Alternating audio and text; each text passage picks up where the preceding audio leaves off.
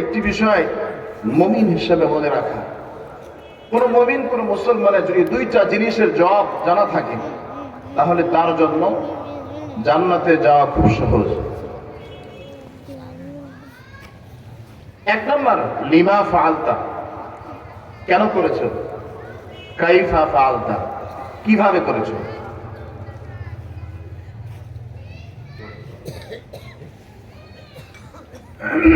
কয়টা কথা বললাম?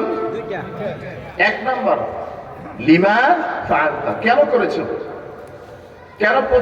কেন শব্দের অর্থের তিনটা জবাব। কয়টা জবাব? যদি আমি আপনাদেরকে জিজ্ঞাসা করি আপনারা এখানে কেন আসছেন, উত্তর হবে কি? আল্লাহ তাআলাকে পাওয়ার জন্য আসছি। নামাজ কেন পড়েন? আল্লাহ তাআলাকে পাওয়ার জন্য। এই জন্য কেন প্রশ্নের তিনটা উত্তর। এক নম্বর, আল্লাহ, তোমার জাহান্নামের ভয়ে, তোমার রহমতের আশায়, জান্নাত পাওয়ার আশায়। ঠিক কিনা বলেন? না অন্য কোনো উদ্দেশ্য আছে? আমরা যে নামাজ পড়তেছি, নামাজ পড়ি কার জন্য? রোজা রাখি কাকে পাওয়ার আশায়?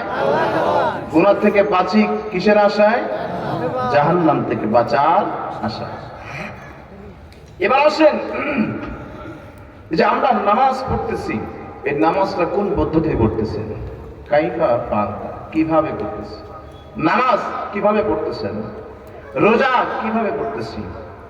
উত্তর হলো, নামাজ বলেন, রোজা বলেন, দুনিয়াতে যত ইবাদত আছে এই ইবাদত গুলো করি আমরা আল্লাহ রাসূল সাল্লাল্লাহু আলাইহি ওয়াসাল্লামের সুন্নাত তরিকা অনুযায়ী। ঠিক কিনা বলেন? মুহতারাম হাজিরিন,